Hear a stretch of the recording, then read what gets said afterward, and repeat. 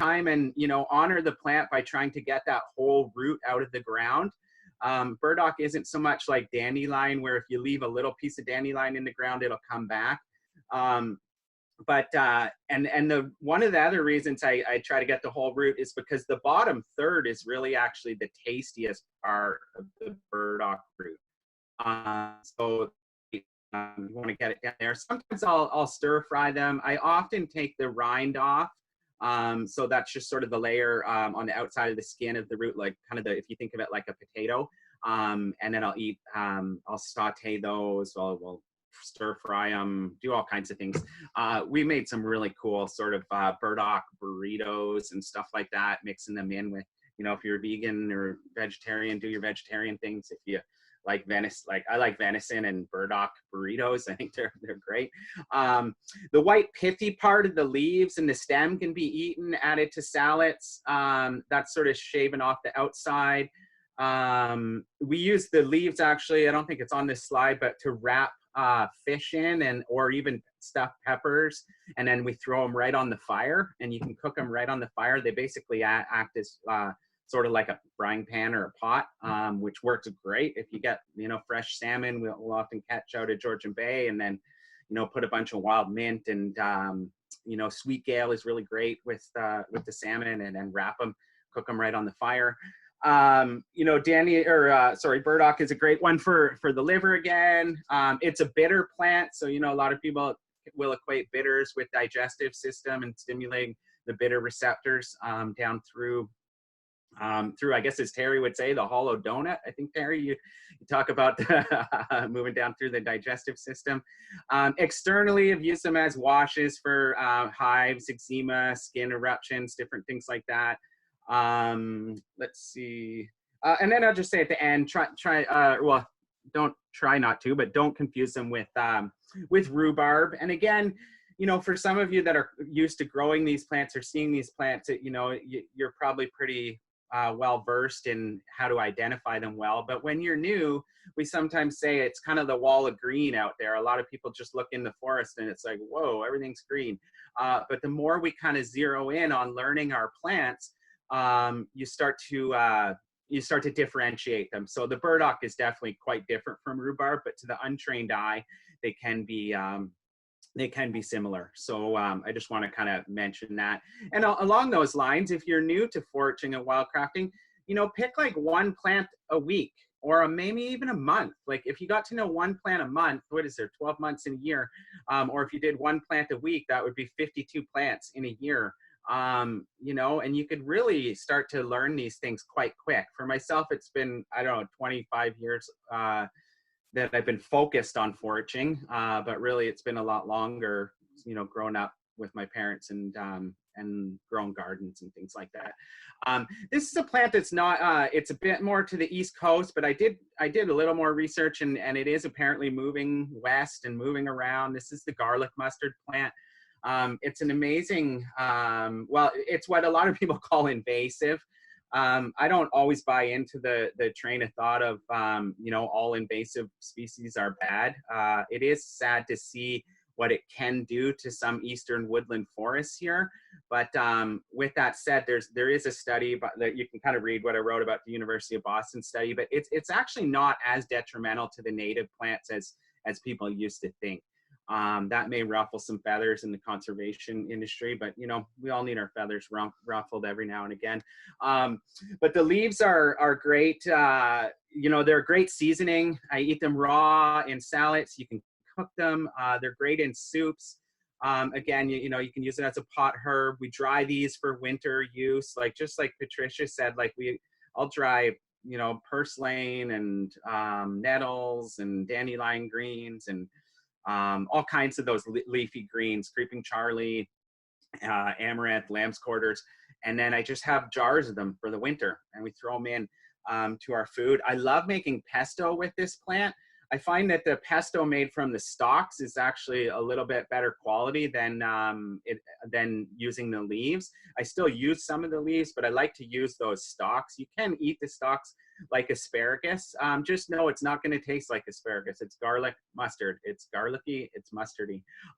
But you can use them in a similar way to asparagus. The first year roots are a nice horseradish substitute too. The second year roots again kind of get stringy. It is a biennial garlic mustard, so it the second year it's all about reproduction. The first year it's about putting on mass, putting on like roots specifically. Second year it's about aerial growth, sending seeds out. They say there's more vitamin A than spinach. There's more vitamin C than orange juice. There's some different parts of how this plant can be used from a herbal perspective. I have used it with pretty good luck on, or pretty good results for wounds. Not so much personally for ulcers, but definitely wounds and cuts, and using it as a poultice. And then just to kind of mention too, like since a lot of us do work with cannabis and just growing things in general, I've found this has been a great plant for fermented teas that I've used, like comfrey is a great one, stinging nettle, those kind of things. But I definitely use a lot of the garlic mustard in fermented teas as well. It's got a lot of nitrogen, phosphorus, calcium, magnesium. There's also a fair amount of potassium, copper, iron, manganese, selenium, those kind of things in there. So just to kind of throw that in, it's good for our bodies, it's good for our plants. And they actually put a lot of those, or they draw up those nutrients, and then when the plants die back, they're putting them into the soil as well. So anyway, some people would probably want to shoot me for talking good things about garlic mustard, but anyways, however, and then we'll, talking about stinging nettle. Many folks are familiar with the stinging nettle plant. This is one that I really love to use a lot. We also have a wood nettle here. It's actually a different genus than the sting nettle, but it can be used interchangeably. So if you live on the East Coast, there's actually a beautiful plant called wood nettle. I forget the Latin on it, Leptora something or other, but it's a really cool one. It's actually not opposite branching, it's alternate branching. But the nettle, like, I sometimes think of nettle just like spinach. I put it in anything that you would put spinach in. I'll use it as a pot herb. I don't eat a lot of nettle raw. You can, and like I have, but you may get, like when I was 20 some years ago, I would, you could roll up the nettle and you could eat it, and and all those kind of things. As I got older, I didn't really care to do those things as much. Some people use them for stimulation as well. I know Terry's son, Yarrow's got some cool videos on, stimulating circulation, and people using it on their knuckles for rheumatoid arthritis and things like that. Yeah, basically the leaves and the young tops we use. We have some nettles that are just starting to poke out of the ground, so they're one of my favorite spring greens. Our bodies really crave these like nutritious plants in the springtime. So, the nettle is just a great one to get to know. Put it in your omelets, in your frittatas, put it in your spaghetti sauces, your, I don't know, whatever you're eating, stir frying. It's just a great one to put in. You can make amazing soup stocks with nettle as well. We'll just boil out or make a nice tea, and then, put all your other root vegetables and things like that in. It's just a great strengthening, supporting kind of the entire body, a nice nutritive tonic, really high in iron, vitamin C. Yeah, so a lot of people know about nettle. Again, we use it a lot in our fermented teas. From sort of a wilderness perspective, it makes amazing cordage. It's just like a super strong cordage. You can actually make like bowstrings with nettle, a lot of fishing line, things like that. You can make with it. It's a great plant that's, kind of common all over the world. Or at least a lot of the world. I'm not a worldly traveler, but I know it's definitely over in Europe anyways. And then there's the plantain. I just got one or two more, and then I'll pass it on. But yeah, plantain's just an amazing first aid herb. It's one that I love to use a lot in the spring. The young leaves are edible raw, or in a salad, or cooked as a pot herb. I blanch them a lot and kind of freeze them, especially when they get older. But again, you know, adding it to soups, stews, you know, a lot of these are really common plants that can be just, you know, there's that saying, our food is our medicine. And, you know, I encourage people to just get out and start working with some of these common plants and using them. You can put them into casseroles. We've made spring rolls with plantain leaves, lasagna. We put them, you know, they go really good with rice. They do get a little bit fibery for sure. You can see this little, when you pull the leaves, they have this kind of latexy leaf vein in there. Sometimes I make a little joke like it's just a little tiny accordion. The kids always like that. And then the seeds are great, you know, raw or cooked. You can ground them into a sort of like a flour type substance. I'll usually mix it with either other wild flowers, so like FLOUR flour. They mix really well with like let's say oaks, like make an acorn meal. They mix well with cattail pollen, with pine pollen. A lot of the grasses, you know, you can grind a lot of grass seed, just like wheat and things like that, but there's a lot of native grasses that we could use as well. There's about, they say 30% mucilage in the seeds as well. So it's sort of like psyllium seed. People use it for digestion. It's a bit of a mild laxative. Plantain chips, anyone? Plantain chips are really good. We often make nettle and plantain chips by just dehydrating them. If you don't have a dehydrator, you can do it in your oven. There's also all kinds of really cool solar dehydrators. Those are things you could do right in the city, even on your balcony if you're facing south. Make one of those cool little solar dehydrators. Let's see. I do want to mention, just for bee stings and insect bites and things like that, I always teach kids about plantain because it's an easy plant to identify. It's and it just is great for like red ant bites or like bee stings. I'm someone that swells up quite a bit if I get stung by a bee, and I find if I can chew up plantain and just make a quick spit poultice and get it on there, I usually won't swell up. So I love just teaching it to kids. It's empowering for kids to know what to do when they've got stung by something, and then you'll see them it's a chain reaction. They just start telling other kids. And you know, they just love to share that knowledge, and I just really love that. Some folks call it, some of the First Nations people I work with would call it white man's foot, because they said anywhere that the white people went in North America, this plant was sure to follow, because it really likes compact soils. Unfortunately, some of our ancestors tended to compact soils and you know, make wide roads and big paths and things like that. And the plantain is often found on people's lawns in those areas of compaction a lot more. It actually helps with the fibery roots. There's a bit of a taproot and then the fibery roots, and it actually helps to break up that compacted soil. So I often tell people to think about, like, the plants, we often have this human-centric view of the world, and we think plants are just here to help us and to heal us and feed us, but they're actually working on so many levels, whether it's insects and animals and so on and so on. But there is a native species of plantain too, Plantago rugelli, and I'm not sure how far out west that one goes, but it definitely is around us. It has a bit more of a red stem on it, and so the First Nations people definitely worked with this plant before the other one came. And then lastly, I'll just finish up on lamb's quarters, because I think lamb's quarters is a great one to get to know. It's a purifying plant. It helps to restore nutrients to the soil. It definitely tends to spread quickly, especially in low nutrient or contaminated soils. It also spreads quickly in lots of nutrient dense soils in our gardens.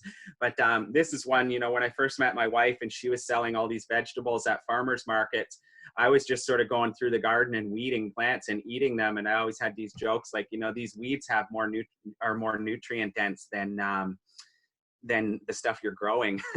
And that's true for a lot of wild foods, is that there's just so much nutrient value in there. So thinking about the lamb's quarters, the leaves, the young shoots, the seeds, the flowers, they're all edible. You can eat them, you know, raw, juiced, cooked. Be careful with juicing, you know, not that I'm against juicing. Juicing's great, but sometimes if you're new to juicing, people will just put a ton of plant material in and they'll just juice it and then they pound it back.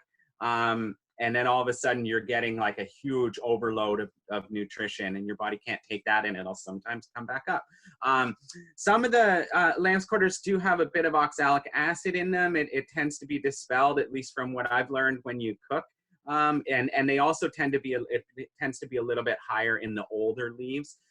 There's a lot of mineral salts in there that they're drawing up from the soil. I was taught that that's what that white sheen on the leaves are. It's kind of that earthy mineral sort of rich taste as well. I love eating this plant. I dry and freeze a whole bunch of it. You can sprout the seeds like quinoa, or they're quinoa-like seeds, and you can sprout them. You can even mash up the roots and make like kind of a usable soap. I think it's the saponins that are in the root, and it'll lather up a little bit, which is kind of fun to play around with. They say that 1 cup of greens contains 73% vitamin A, 96% vitamin C of like what your daily dose is. And it also contains some B vitamin complex, like thiamine, riboflavin, niacin, and those things as well. So anyways, there's that. And then just in kind of closing here, I'll just say, for journal crafter, I often tell people to focus on, especially when you're starting, I think it's good to focus on the non-native plants or the naturalized plants in your area. And there's a few reasons that I think this is important. One is just for conservation.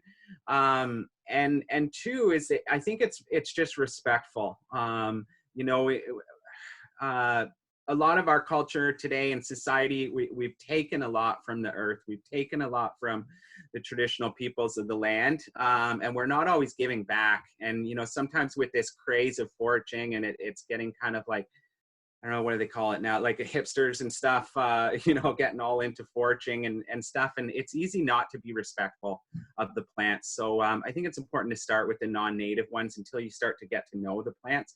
I always tell people, research what your ancestors ate. You know, look at like, where are you from? Where did you come from? And what did your peoples eat?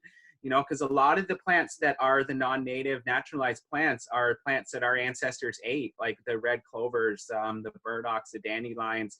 These are plants that we brought with us when we came to North America. So, you know, research a little bit of that. Always start with small quantities. You know, the wild foods are very nutrient dense. So, you know, often we can't take all that nutrition. Like if we eat too much, like I often say, get out of the Olive Garden mentality. Or someone mentioned, like, you know, we don't need to eat a salad like this big on a plate. You know, when you're talking wild greens, it's a lot less, because your body's going to tell you when it's had enough, because the nutritional value is really a lot higher than a lot of the plants we're used to eating.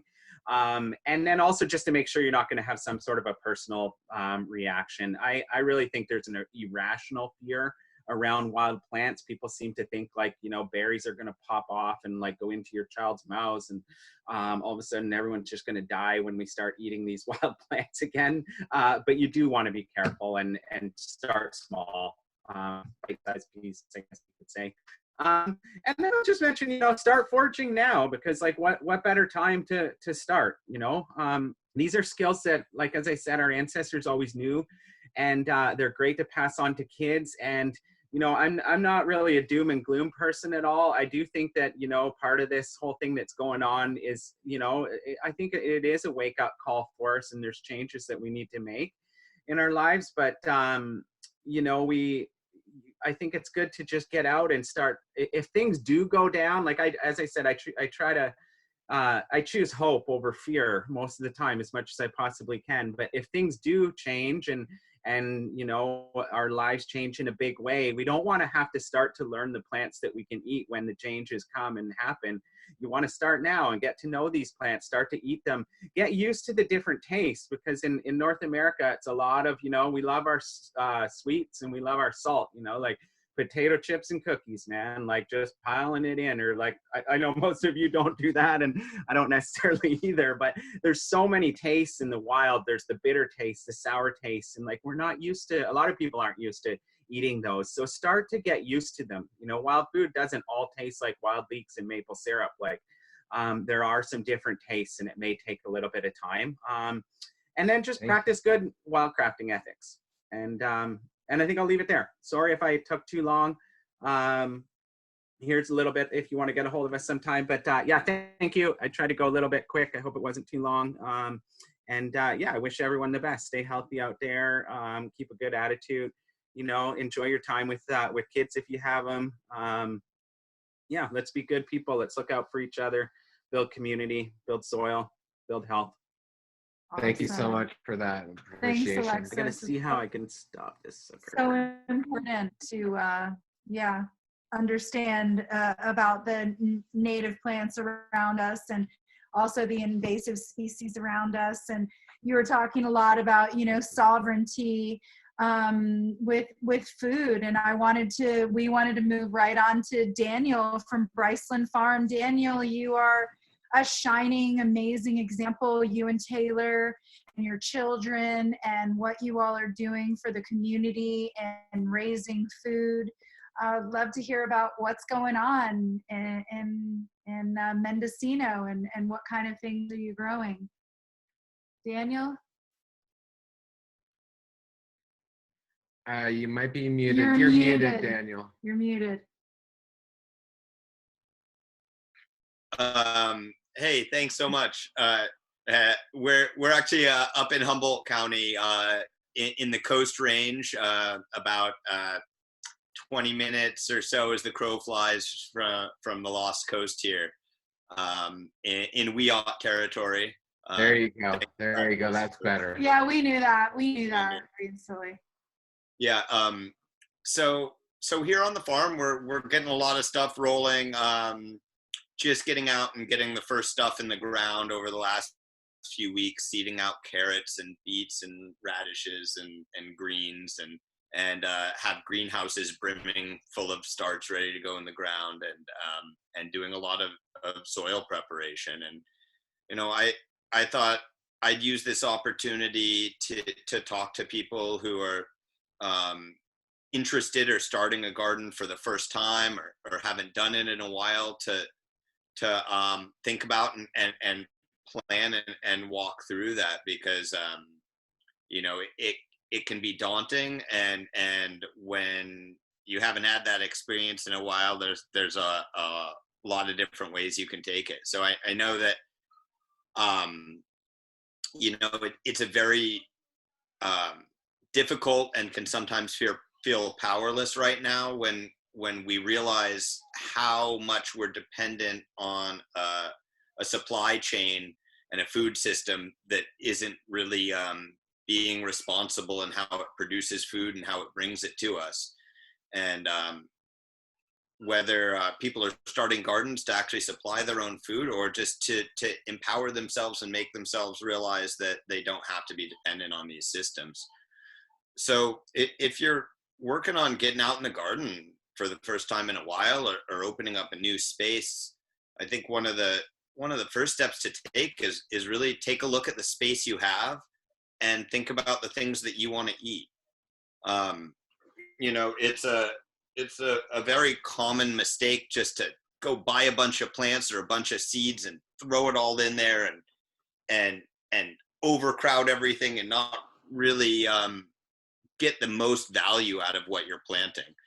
So the first thing I like to think of is look at, maybe even draw out the space you have and think about spacing. You'll see on a seed packet, or if you read a plant you're planting online, it'll say, you know, plant them in rows 2 feet 6 inches or whatever, and you can kind of ignore, but use it as a guideline and do it a little bit closer, and figure something like broccoli wants to be 1 foot to 1.5 feet away from another broccoli plant.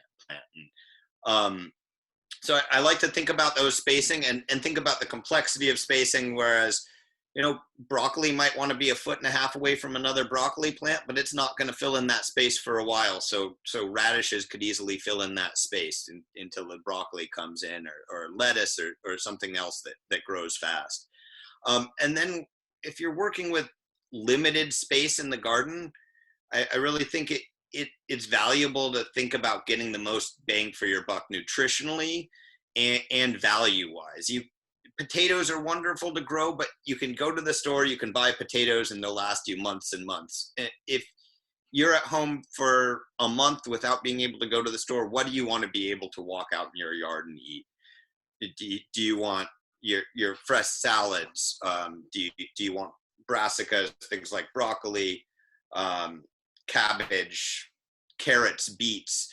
What do you want to be eating, and what do you want to have available freshest? What's not available to you in quality and freshness in your local area? And with that in mind, I've talked about broccoli a few times here, but I would absolutely not recommend just planting a traditional broccoli to anybody with a small garden starting out for the first time. I'd say they take a lot of space and you get one meal out of them. Plant a sprouting broccoli and think about planting things that give continuously, where brassicas like kale or collards or sprouting broccoli, where you can go out into the garden, you can harvest yourself a meal and it'll regrow and provide many meals out of that same space. Also, when you get started, I know a lot of people I've talked to imagine a garden as this thing. You start seeds, you plant a garden, the garden grows, you're done.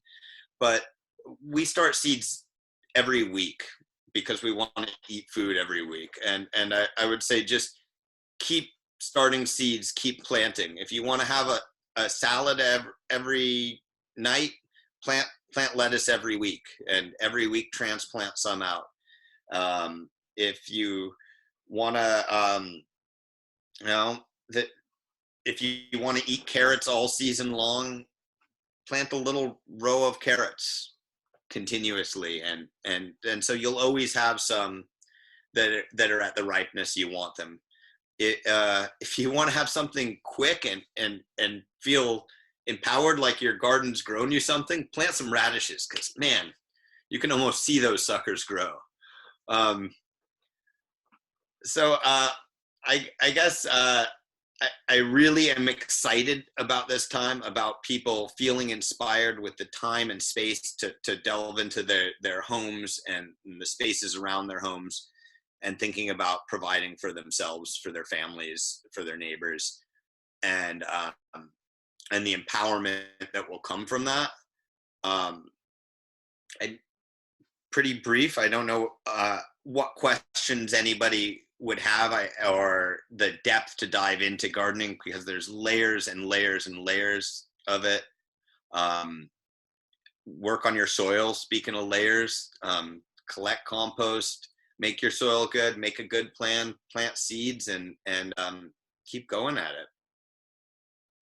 I think I was gonna say a moment too about, there's a lot of plants that will take up a lot of area in a small garden. And to get creative with those kind of things, with space and with area. You might not have room in your garden, if it's small, to plant a zucchini plant, but you might have a compost pile, and the zucchini will be perfectly happy growing out of the top of your compost pile. And on the other side of your compost pile, plant some winter squash too, because that can just sprawl out over an unused area or some walkways that you're not using. And come winter time, you'll have some winter squash for your soups and your winter meals. Yeah, you guys make amazing compost. I love how you integrate the polyculture style growing with the medicine and the food, and you really give back to your community by providing food. So really you are embodying what really needs to happen on the earth right now. And I love it how you incorporate the children into it. And it's really beautiful. So we love your family, and it's really fun to watch your Instagram and everything that you guys are doing. Yeah. And also, Daniel, I wanted to ask you were mentioning a lot about spacing and talking about vegetables and spacing. What about nutrient value? If people only have a really small amount of space, which a lot of people are backyard gardeners, and we talk a lot about nutrient dense foods. We've been working a lot with nutrient dense foods. What would you suggest to people that might be easy and still hold, sort of like a supplement, full mineral rich, as well as the food? Well, I'd say the two things that I would recommend highly are leafy greens like kale and root veggies like beets. Both of those will have a lot of iron, a lot of micronutrients and minerals in them that are quickly available. Beets have the additional benefit of being really good tops and roots, and a lot of available sugar. In general, one of the better things people can do, it's a little more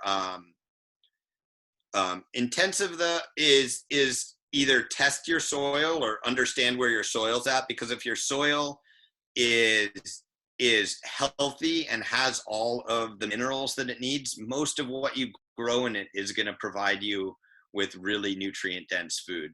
And if your soil is deficient, you see the plants that you're growing are deficient in nutrients, they're not going to have the nutrients in them to give to you. So you see a plant achieving its genetic potential, achieving what it's meant to do, and that plant is going to provide that to you, so you can achieve your best as well. But chard, kale, things like that. Parsley, I just absolutely love parsley in the garden. It's my favorite pesto. Some parsley, maybe some basil mixed in there too in the winter. And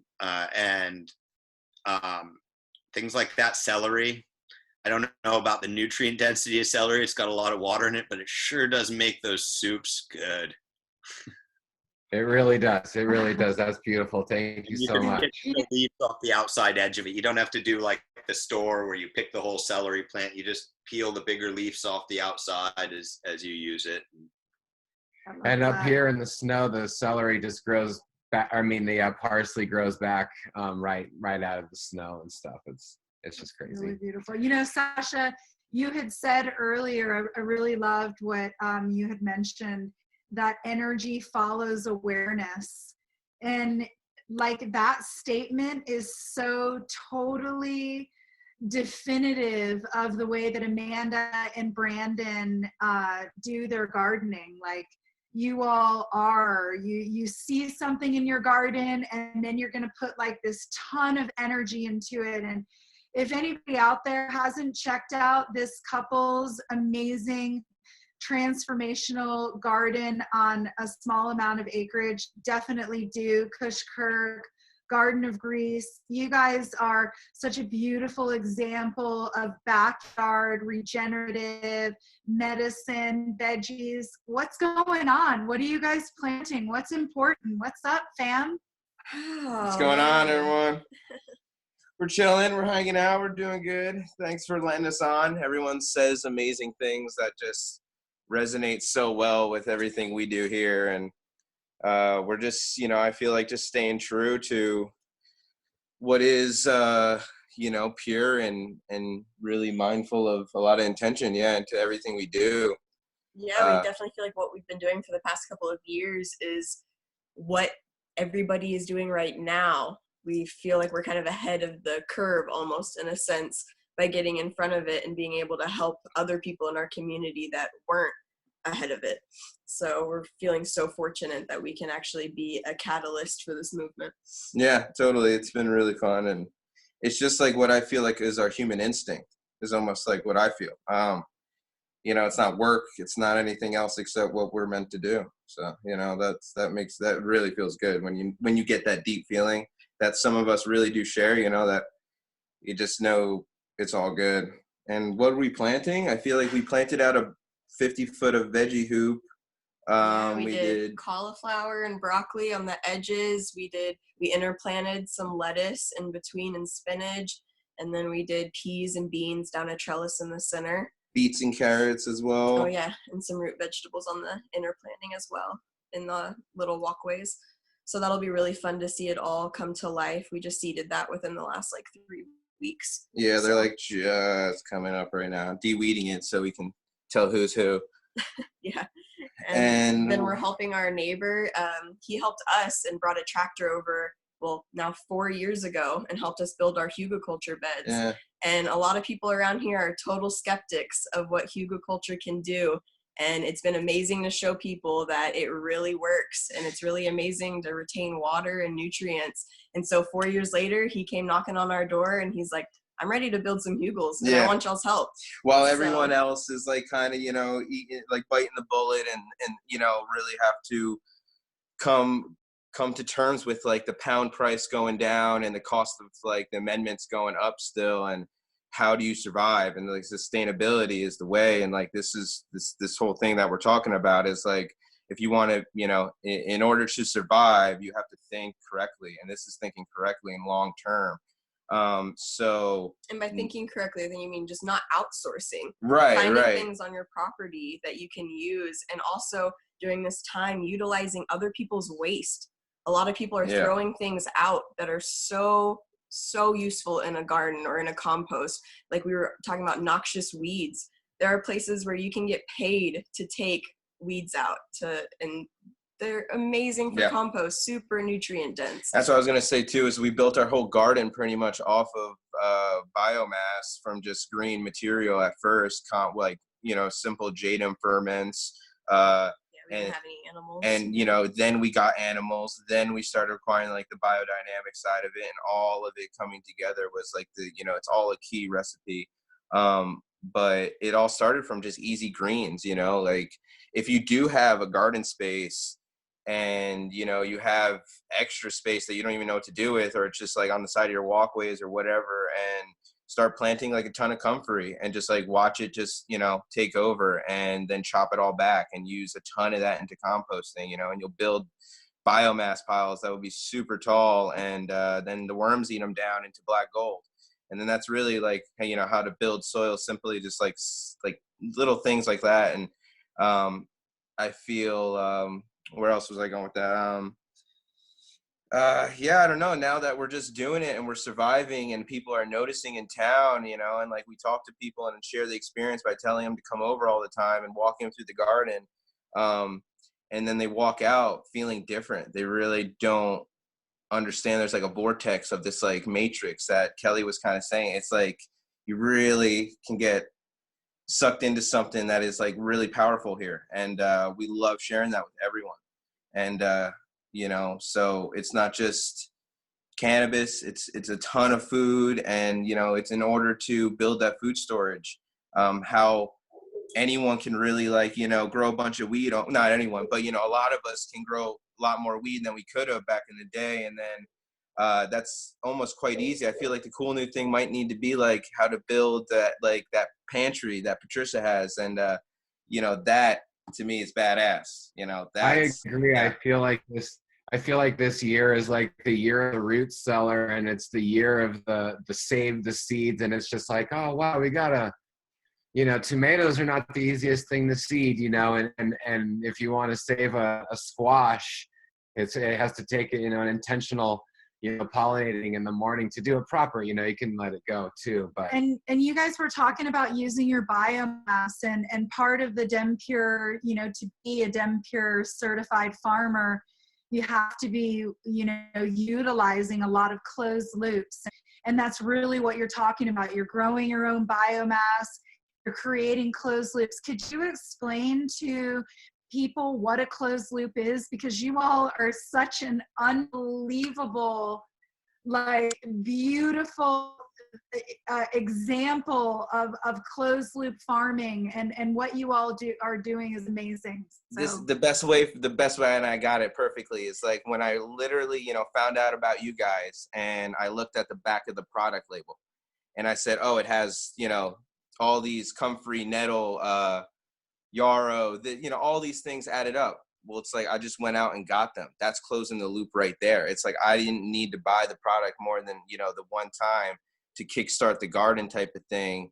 And then, you know, letting all these things like rosemary and all these slow perennials still grow on the side is that's closing the loop, I think, in my opinion, is finding what the products are, and then just creating all of it now on site. And you know, and do you feel like you've noticed it in the hash?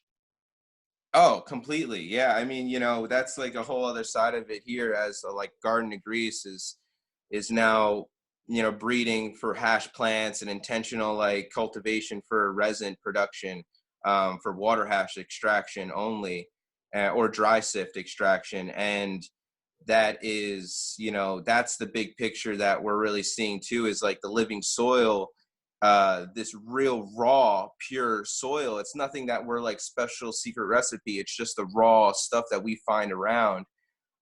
That right there is really bringing out the true essence of the plant.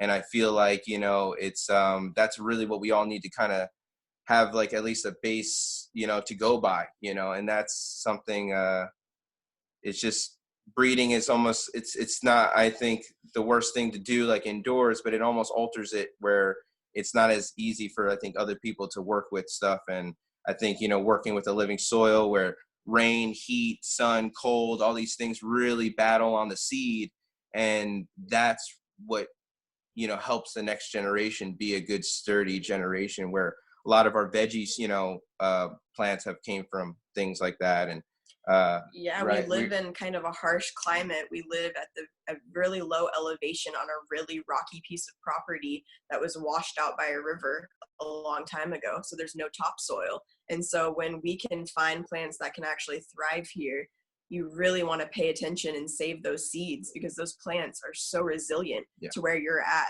to that rain, to those cold nights, to those hot, intense days. All things that not all breeding is, capable of taking it to that level. And so we really got to trust your local seed sources, really get involved with people that are doing open pollination in your area. And it's amazing, the resilience that those seeds have in comparison to just buying them from a huge online brand. And it also brings you a lot closer to your community and local food sources. What are other people in your area growing, and what do they like to eat? I really liked what Daniel was saying earlier, and completely agree. Grow what you eat. That is the most important thing when it comes to having a garden space. Make a list of all your favorite foods. Go to the back of all your tea blends and look at what's in your tea blends. Go to the back of your supplements. Read all the herbs in your supplements. Those are the seeds you need to be putting in your garden, because you're already ingesting them all the time and you don't know the source. And so that's really another important part. Mm-hmm. I really appreciate that. Thank you so much. You guys are beautiful.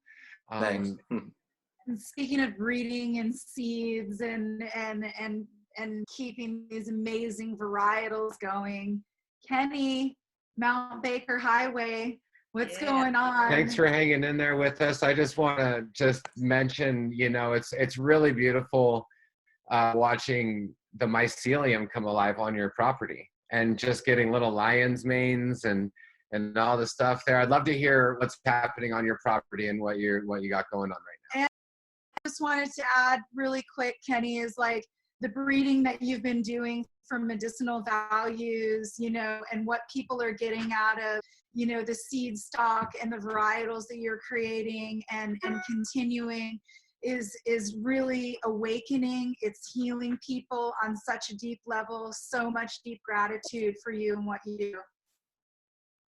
Hey, thank you guys. Hey everybody, I'm Kenny. I'm from Washington, up near Bellingham, just north of Seattle. Basically right on the Canadian border. And me and my sister run a farm called Eagle Trees, and it's kind of crazy these days. Everything's shut down, businesses kind of come to a halt. And what I was thinking about was like the most relevant thing for me right now is that, like, I notice everybody's having to take care of their kids. The workforce is kind of gone. Even if you have a job that is deemed essential, you might not even be able to be there. And so I see a tendency in the cannabis industry to go really big a lot. Like a lot of people go real hard, a lot of infrastructure, and they might find their farm all of a sudden empty because people have to take care of their families and their loved ones, or they don't feel comfortable going out. Something that I was just thinking about like these farmers that are out there, just all of a sudden nobody's there, and they got to take care of the show. It's spring right now, things have to be planted, and so I was just thinking about things that I've seen success for myself on my farm, and leaning into the natural cycle, I think, is something that we all really need to get back into. And on any kind of scale, small or large, growing from seed, like everybody's shared, is, I think, the best thing that everybody can do, especially in the cannabis, on the cannabis side. But one tool that's really helped me on my farm this year was that we built a germination chamber, and basically for us, it's a room where we have tables and we can control the heat in a really low tech way. You can make a box if you're really small in your house with a light bulb in it or a small heat mat. But we just have a little oil heater, like electric oil heater, in a room, and it keeps it super warm, and we can start our seeds in there, and as soon as they germinate, we can get them outside. But it's been helping us have a lot higher germination rates, just having that extra heat early on in the season. And we can get a rotation, like fill up the germ chamber. When we start seeing stuff, we can get them outside. And yeah, in my opinion, if you're running your show alone or with, decreased people, just not going through cuttings all the time, keeping, it's just a lot of lights and media, and it's just one more thing to do when you should be taking care of your soil and making sure you're having your compost on the field and making sure everything is nutrient rich. So the germination chambers, that's the first thing. And that will allow you to not need lights. You can just move them into a greenhouse or out onto a shelf in a window or a cold frame. And cold frames can be really simple. It's just a box. You can take wood and build a box and put a window on it from a used, construction salvage store. And it'll change the way you grow, because you won't be, you won't have to pay the extra money right now to keep the lights on. And you can just get them out of your germination chamber right into the sun, into the natural cycle. And that'll help you harden your plants off. And hardening plants off, especially with cannabis and any gardening, is really important, in making sure they're used to the environment before you put them through stress events, I guess. But yeah, I've been using low hoops inside of my greenhouse as a way to start my seeds and my nursery plants stay warm. And it's super cooking. We have snowing today, but I have hundreds of feet of low hoop, and they stay totally fine. So that's a hoop and a hoop, and it is a lot of plastic, but I used old plastic that ripped up from my greenhouse, and I cut it down into smaller sizes, and I just keep using it. If people are don't run a farm, or they want to make a cold frame, like, you can go to your local organic farmer, and they're going to be getting rid of these in spring, potentially throughout the winter, to put on fresh plastic when they get holes, a branch falls through the plastic or whatever. So there's always somebody trying to get rid of their greenhouse plastic, and especially with cannabis farms just popping up everywhere in the world, really, there's more plastic than ever. And so I think that's a really good resource that people need to knock on their door and say, hey, I got this to trade.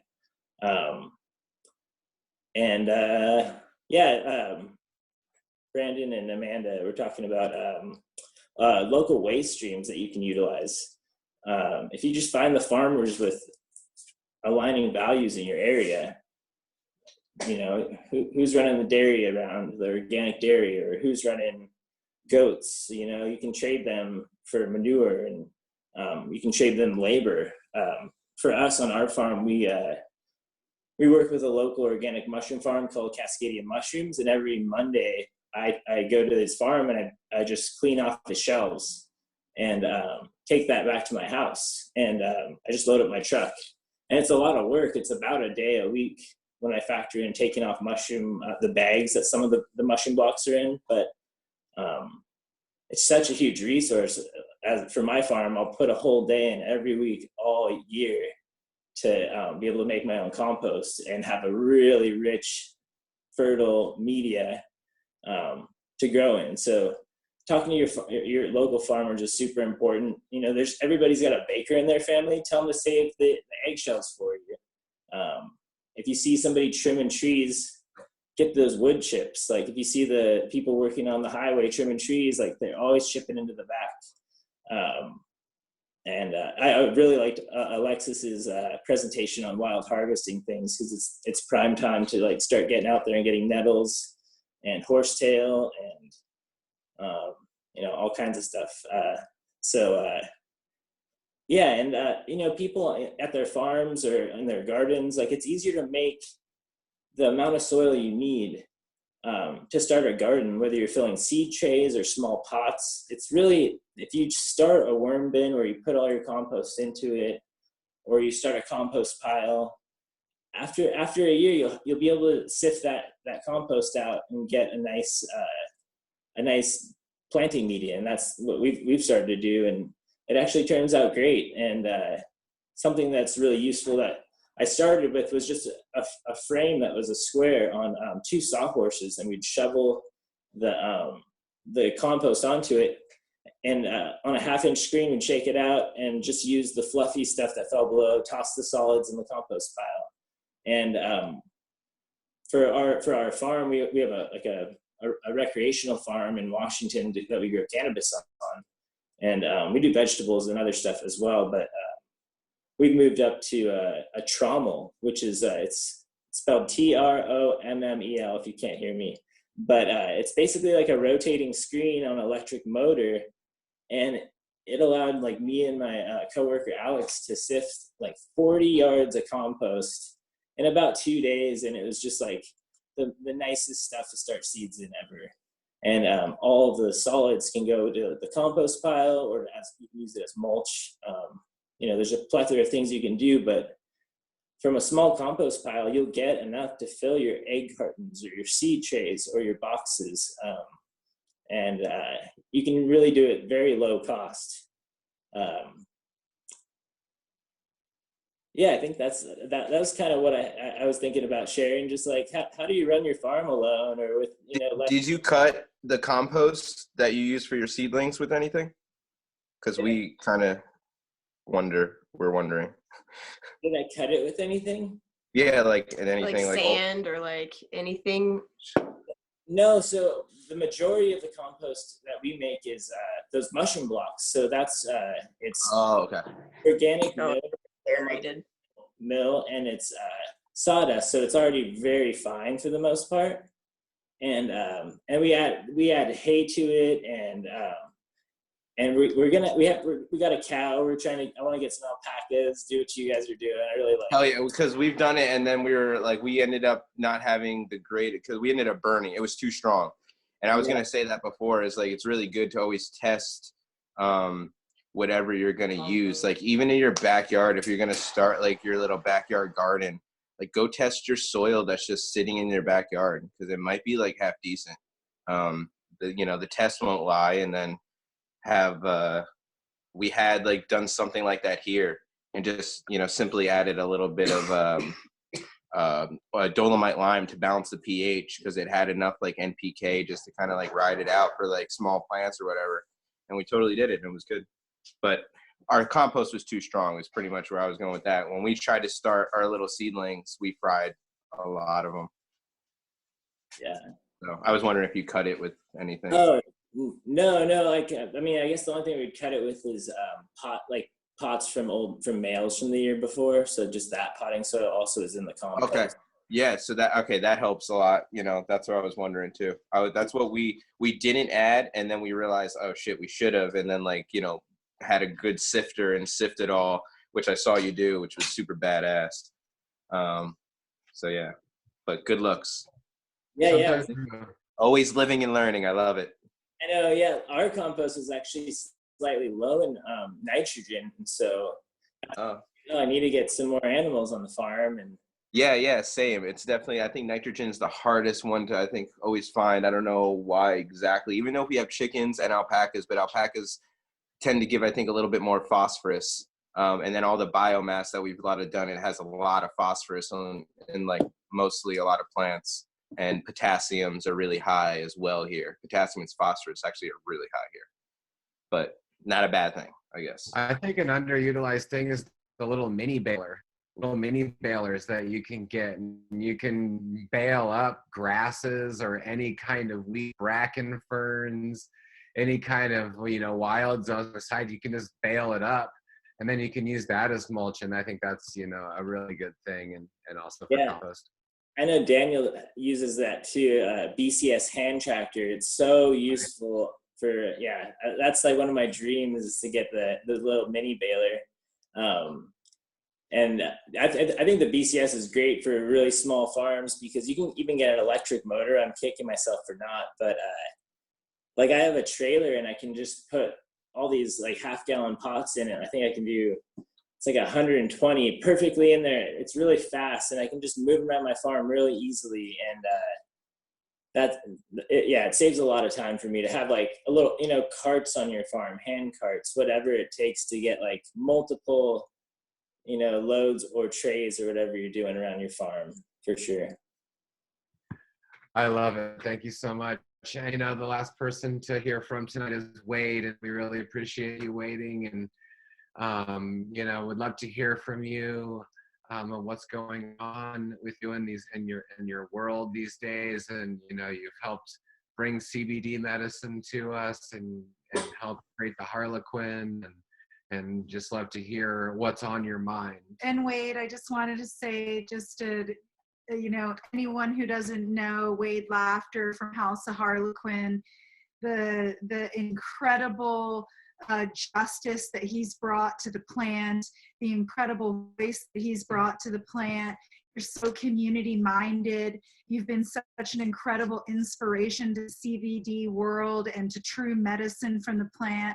You've been just such a huge inspiration to us and so many. I have so much gratitude for the work and the person that you are on this planet. Love to hear about what's going on with you. Wow. Okay. Thank you for that introduction. We're having the opportunity to harvest some of the plants that have gone to seed, like mustard and nettle and burdock. The presentation on herbs was really lovely this evening. I've really been focused a lot on understanding what the virus that's running wild in our population, what that's about. And I think this evening's call is really a beautiful example of what it's going to take to make some of the changes that we're all trying to make happen. I feel like regenerative practices in agriculture make a lot of sense, but this evening's conversation was suggestive of regenerative practices within oneself. And there's not a lot of conversation online about that. I don't get out online very often, but that to me is a really important part of the work that we're all doing, is the interior conversation, if you will. And that can apply, like, I really loved the idea of grounding oneself by going out into the garden. And that's really what grounding is about, is being present with nature, in nature. And nature happens even in densely populated cities. And I know we're all supposed to shelter in place. I feel real gratitude that my life is such that I can walk around on our little farm and not see anybody that I'm not sheltering in place with.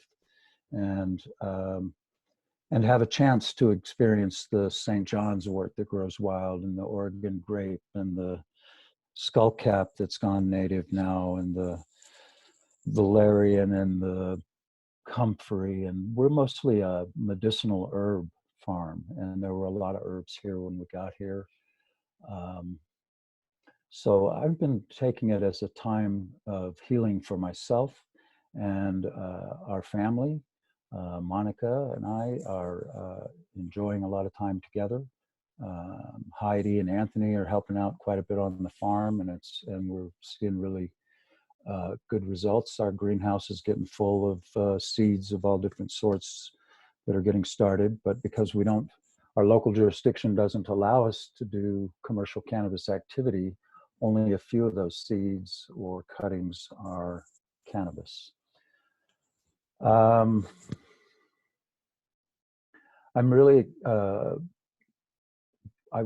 thing that I would like to share with anyone that cares to think about it this evening is the idea that all of us, sooner or later, will be exposed to this virus. And the real question is, to what extent does one become infected by the virus and potentially lead into the crisis state that results in death? And as Terry was pointing out earlier, I think what's true is we've been dealing with viruses since long before we were humans. And viruses likely play a pretty essential part in the activity that we call life in our bodies. We're made up of many different organisms within our bodies. And I think that's why it's important to walk in your garden, to be present in nature, because we are a part of all of that.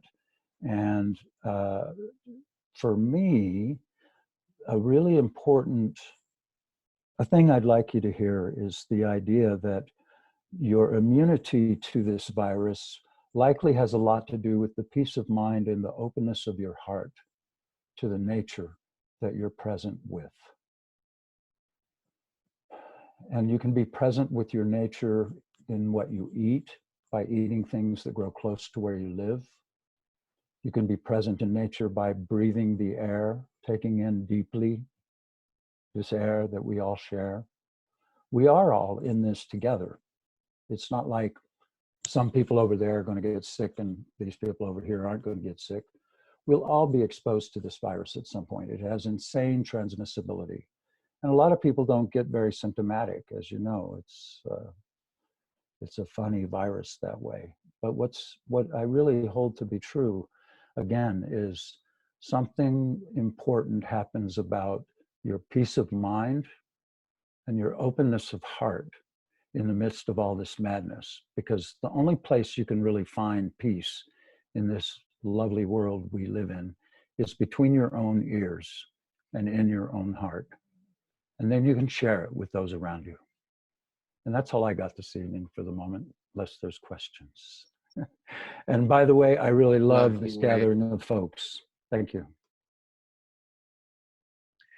It's a wonderful evening. We all have time. It's important for us to just travel the realms. You know, we all have beautiful things we're thinking about, and, you know, we're involved in different things and we live in different areas. And I think it's time that we start looking at healing as, you know, something that's holistic. We have to touch all different realms of healing to be able to have the whole, so that we can fully reach that feeling of happiness and love.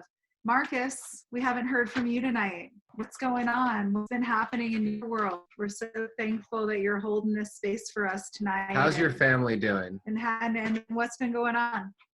Well, everything's going and trucking along. I just turned 47 the other day, and it was great. I spent the whole day with my family, my sons and my wife. We walked up through the old growth forest in behind our house here in Lions Bay, and we found all sorts of different medicinal mushrooms up there, and we're just spending a lot of time together and enjoying our time. I've absolutely enjoyed everyone's talk today. I really enjoyed Alexis going through the edible plants. I really love every time Terry talks.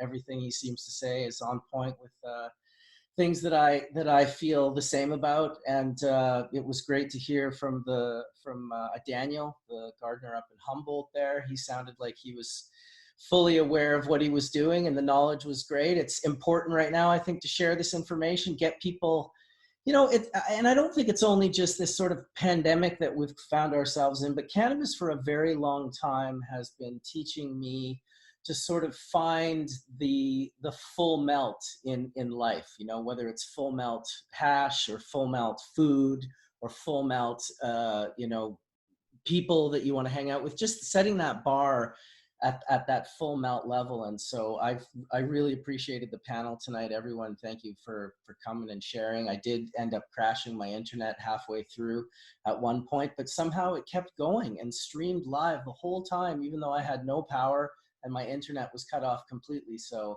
props to Zoom, and props to everyone on the panel tonight. And thanks, Josh and Kelly, for putting together such a great group of people. It's really nice to be a part of. Give thanks, Marcus. Lots of love to you. Yeah, we're gonna go through a quick thing here really quick, and then we're going to pass you know, everyone on to the rest of the evening. And to the chat, maybe there's some questions that people want to stay on for too. So, you know, moon planting, it's been a lot of chatter and talk. And since we're going to be doing these things every Thursday, I thought I would give the rundown of the week. Like, what's going on with the week? What do we need to be doing in our gardens? What do we need to be doing in our lives? What can we pay attention to? I think astrology is really important. The moon moves, you know, tides. It moves the ocean. We're made up of water. Plants are made up of water. Everything that's alive, you know, holds H2O. So I think that it's really important. And we're starting to wax into the full moon. We're coming into the full moon in Libra. It's a really exciting time. Usually people feel sort of like the culmination of a lot of things that have been happening. You know, you've been brewing on things and you've been thinking about them. And as you wax into the full moon, we come into like actuality. And when we come into the actuality of a Libra moon, that's balance. We're seeing all of these different things in news and media, and we have this ability to come into full balance. So all of our thoughts can come into a beautiful fruition of full balance. And tomorrow and this afternoon moved into Leo moon. And that is a really good time. So today and tomorrow and a little bit in the morning on Saturday is a wonderful time to prune your fruit trees. You want to make sure to prune things that you don't want to grow. So if you have like blackberries that you want to use for a ferment or for a biomass, go ahead and cut your blackberries. They're not going to grow back very well on a Leo moon. It's a wonderful time to prepare beds. And if you cut your apple trees, all those little prunings can be propagated really easy in the springtime if they're kept wet and in the shade, so you can propagate your fruit trees really easily. And you want to put them in a bucket of water because Leo moon is not a good time to propagate. So let's go ahead and cut those, put them in water, and then we are going to move on to Virgo. And Virgo is sort of like, you know, not a great time for fertility. So it's a great time to prepare all of your EM, your food preparation, storage, your gardening planning, draw up plans. That's going to move right into Monday. And then we're going to head into Libra. And Libra is the full moon. This is a wonderful time. And all of your pollinator flowers. Libra is a great time for flowers. So if we want to be planting cannabis flowers and we're really going for this big, chunky, high-yielding cannabis, Libra is a wonderful time. And right on that full moon, it's awesome. And then moving right into Wednesday, we're going to be going into Scorpio. And Scorpio moon is a wonderful time to plant veggies, fruits, your melons, tomatoes. It's a great transplanting time. So if you have plants, you know, for Monday that are transplants, hold off on those cannabis plants until Wednesday. And then we'll be giving you your update for next Thursday and the week after that. So happy planting, everybody. And that's the rundown for our astrology for the week. And the one thing that I was wanting to suggest to people is to do, you know, to make a list of all the plants that you have on your property, or maybe the animals or the insects you have. And today, during our day of being in the house and taking care of the garden, we made a list of all the birds. So I'm going to give you a quick list of all the birds that we have on our property. In BC right So, now. We have the junco, the black-capped chickadee, the chestnut-backed chickadee, the robin, the varied thrush. We have whiskey jacks that come down from the top of the mountains. We have Steller's jays, which are amazing and have the big caps. We have the winter wren, which is mostly here in the winter. And we have the waxwing. The swallows are coming back too. We have these little beautiful little yellow pine siskins. We have the pileated woodpeckers, these giant red woodpeckers, which are like the biggest woodpeckers in the world. And when you hit them, when they hit on a tree, it's like, don, don, don, don, don. It's just amazing. And you can sit underneath the tree where they're pecking, and it's really fun to do. I like it a lot.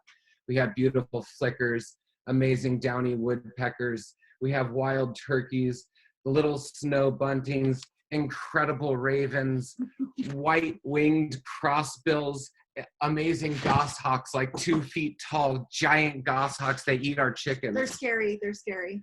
We have bald eagles and golden eagles that fly around above our property. We have little house finches, little beautiful western tanagers. And I would like to just really say we have incredible owls.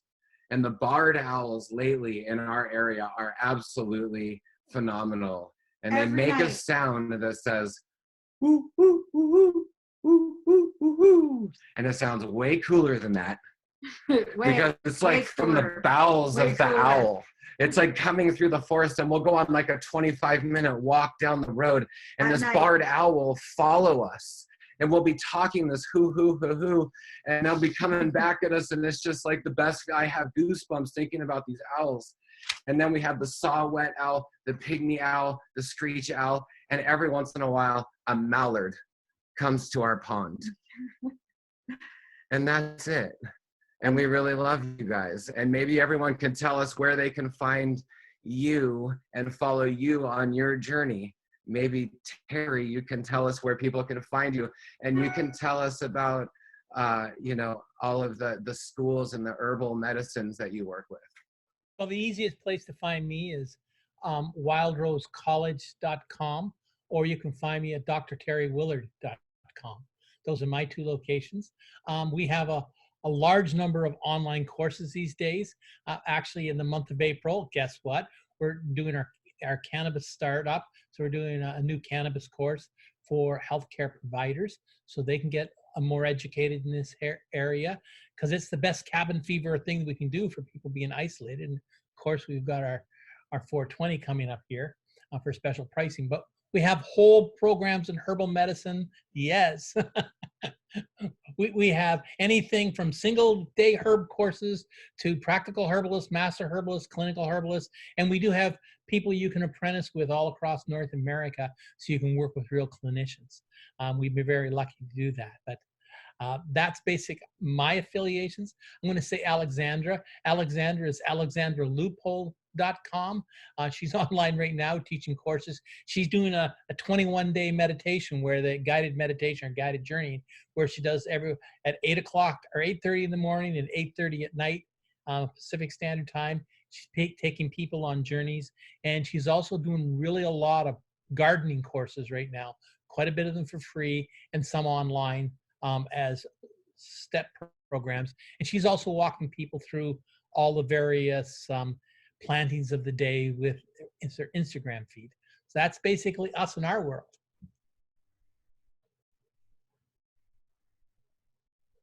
Next. Alexis, I'm gonna go. Patricia and Forrest and all the people on the farm who help us, Sunroots Farm. You can find us at sunrootsfarm.com, and you can find us on Instagram at Sunroots Farm. That's you for the sun. Nice chatting with you all. Thank you for letting me be here. It was an honor.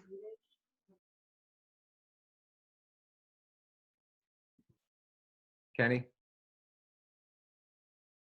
Yo, hey, I'm Kenny.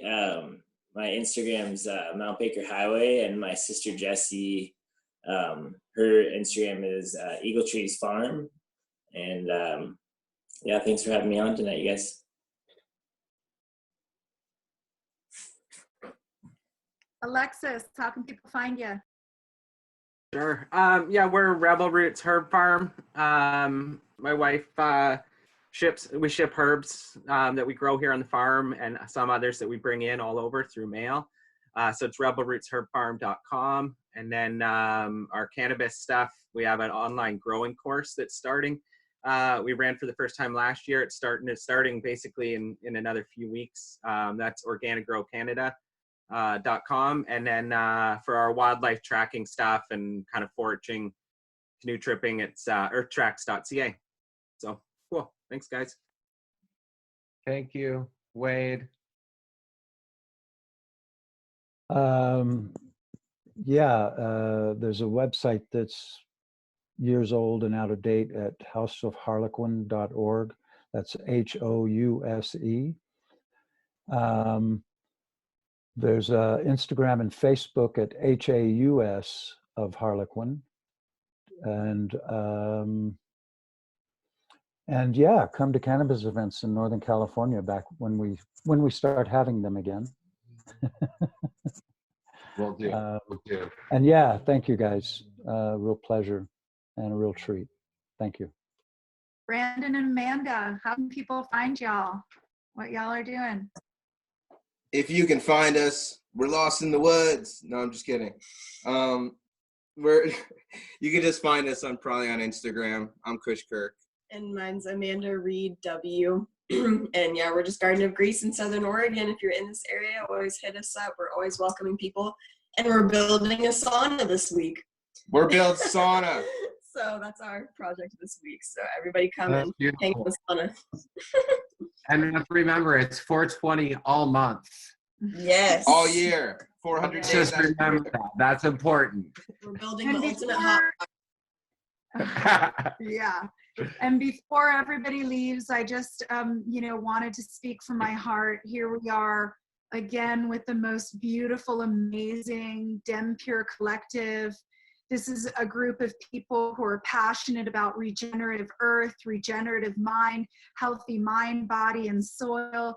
You all have had me in tears almost this whole time. I feel so blessed to have you all in my life. We are worldwide, and I've always said each one of us is a drop of water, and together we are a flood. And here we are, together in isolation, still creating magic.